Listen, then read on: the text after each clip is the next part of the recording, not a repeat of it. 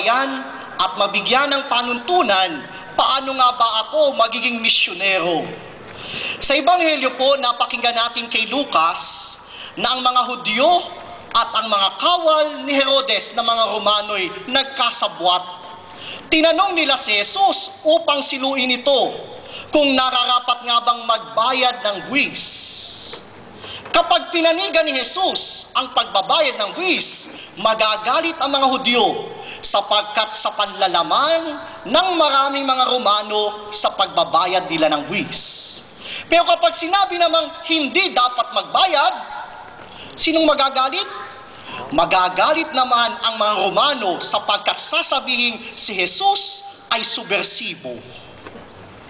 Kaya dito sa pagtanong na ito, walang lusot si Jesus.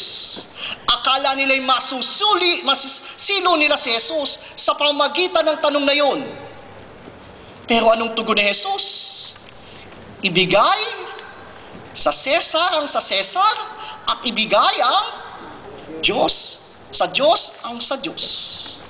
At doon, wala siyang pinanigan.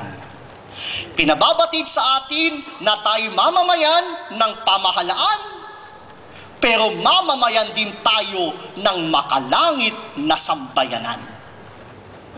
Kaya po sa ganung diwa, nais nating ibigay ang sa Diyos para sa Diyos at ibigay kay Cesar sa pamahalaan bilang mabubuting mamamayan. Kaya sa ganito pong diwa, magandang pagnilayan, saan pumapasok ang misyon? Ang misyon ay pumapasok sa pagiging mabuting mamamayan ng lipunan, pero mabuting mamamayan din ng makalangit na sambayanan. That is part of our mission. Hindi ko pwedeng sabihin ako'y nagpapakabana lang, pero ako'y lumalabag naman sa batas ng lipunan, hindi yun katwiran. Hindi rin pwedeng sabihin ako'y susunod lamang sa mga legal na patakaran ng pamahalaan, pero nilalabag ko naman ang kautusan ng Diyos, mukhang hindi rin ayos yun.